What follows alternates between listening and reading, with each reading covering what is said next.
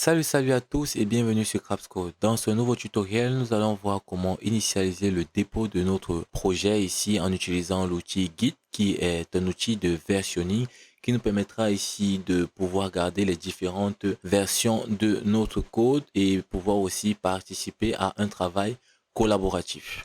Sans plus attendre, nous allons nous lancer en ouvrant directement notre terminal et une fois le terminal lancé, nous allons commencer par exécuter la première commande qui est git add qui nous permettra ici de vérifier ou bien qui nous permettra ici d'ajouter dans notre historique de modification tous les fichiers qui auront été modifiés depuis la création du projet. Et ensuite, après notre commande git add, déjà que nous pouvons observer ici à travers le résultat en voyant la liste des différents fichiers qui ont été modifiés. Nous pouvons voir tous les fichiers qui ont été modifiés dès la création du projet. Après cette commande, donc, nous exécuterons la commande git commit ici qui nous permettra ici de mettre une étiquette ou de mettre un message qui sera lié ici à notre action qui nous permettra de dire OK, pour la première version ici de notre application, voici le message qui aura été défini et pour l'occasion, étant donné que nous sommes à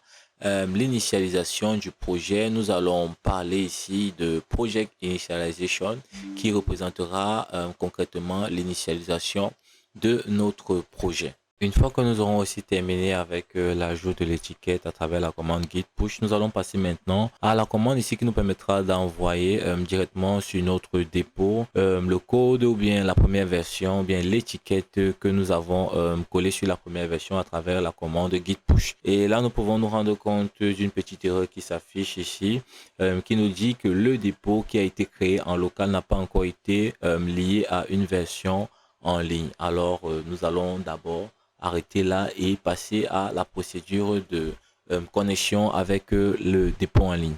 Une fois que nous aurons aussi terminé avec la connexion du dépôt en ligne à travers la commande git remote add origine suivi ici du lien du dépôt, nous allons passer maintenant à un push en spécifiant ici comme paramètre setupstream qui représente ici une action pour dire il faudra juste porter le contenu du projet en local et pour l'envoyer en ligne pour une première initialisation. Et c'est ainsi que tout notre projet se retrouvera en ligne et là nous aurons terminé avec la procédure d'initialisation du dépôt.